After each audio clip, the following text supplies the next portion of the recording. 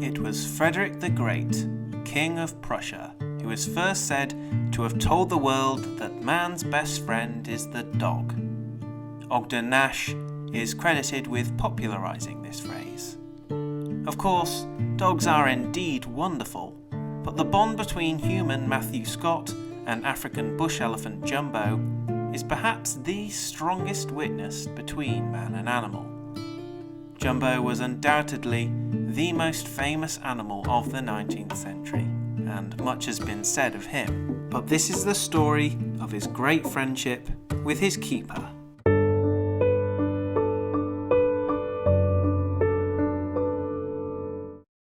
Matthew Scott was born in Knowsley, in the northwest of England, in 1834. From an early age, Scotty professed a great love of nature and animals, in particular with birds. He described his time as a 10-year-old working at an earl's aviary as perhaps the happiest week's work I have ever put in. It was with an elephant, however, that he would develop his strongest relationship with nature. Jumbo was born in Sudan and captured as a lone infant, his mother having been slaughtered by poachers. It is likely that the poor animal witnessed that moment. Matthew Scott and Jumbo first met in France when Scotty was part of the group from London Zoo which transported him over to England. His new keeper described his health condition as dire, for Jumbo, the poor thing, was full of disease which had worked its way through the animal's hide and had almost eaten out his eyes. With no mother or elephant companions, Scotty was his doctor, his nurse, and general servant. Part of Jumbo's activities at London Zoo was to give its visitors rides, and people would pay Scott a penny for the pleasure. Scotty was an ever-present, calming influence on the young elephant, who, during thousands of rides, never endangered a single individual. And Jumbo quickly grew into a very large animal, famously large. His vast size and reputation for having an incredibly friendly nature contributed immensely to the zoo attracting millions more visitors. People were flocking from all around the country to see him. Children simply loved feeding Jumbo sugary treats.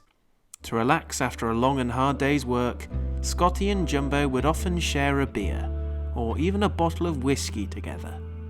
On one occasion, the keeper finished the whole bottle of beer himself and fell asleep, when in the morning he found the displeased elephant had placed the empty bottle back into his hand.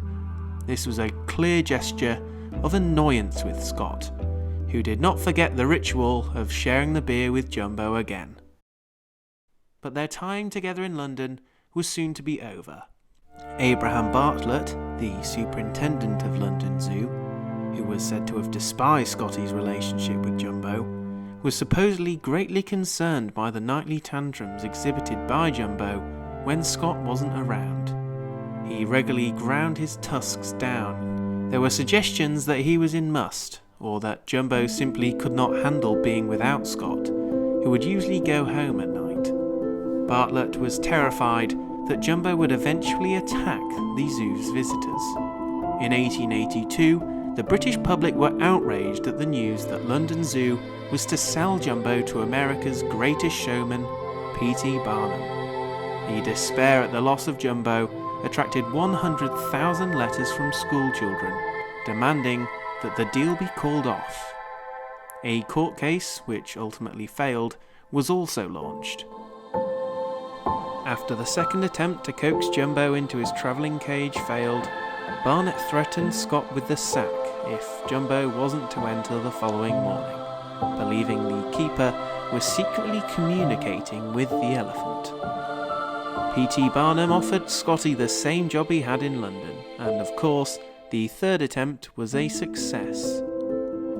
On the journey, Scott slept next to Jumbo, who would grab him with his trunk throughout the night, frightened by the movement of the vessel and the sounds that surrounded him.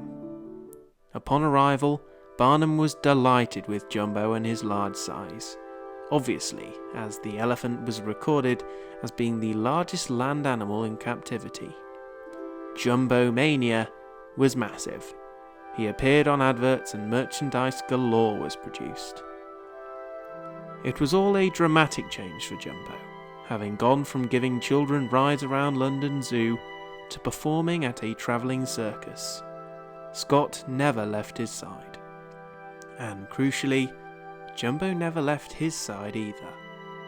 After 30 of Barnum's elephants broke their chains and stampeded into Jumbo's tent, he protected his keeper by placing Scotty between his legs and guarding him with his trunk.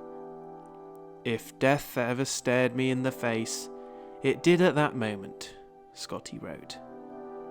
Scott published his autobiography in 1885, but later that year, tragedy would strike.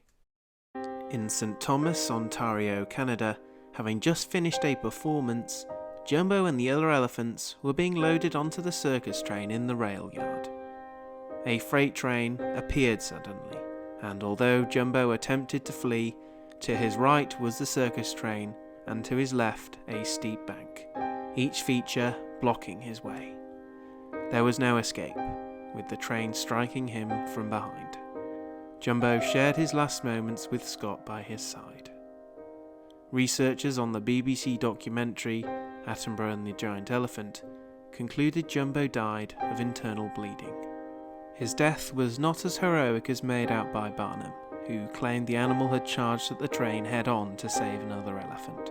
However, there is no doubt that the bond between Jumbo and Scotty was strong enough that the elephant would have protected his best friend from anything. Matthew Scott disappeared from public life after the incident. He would refuse to discuss the past whatsoever with anyone, and sadly died himself from kidney problems in 1914. Whilst the story had a tragic end, we must not forget the joy that appears throughout it. Scotty was an unsociable and notoriously difficult man to be in the company of, but from his autobiography, it is clear that he was not the individual many thought he was. The warmth that filled his soul when he saw Jumbo happy, the tales of their late-night drinking, and many moments of mutual comforting, created an incredible friendship which improved each of their lives immeasurably. In writing of their relationship, Scotty wrote, "I have been more than a father to him, for I have performed the duties and bestowed the affections of a mother as far as my humble ability would permit. I am proud of my boy, Jumbo."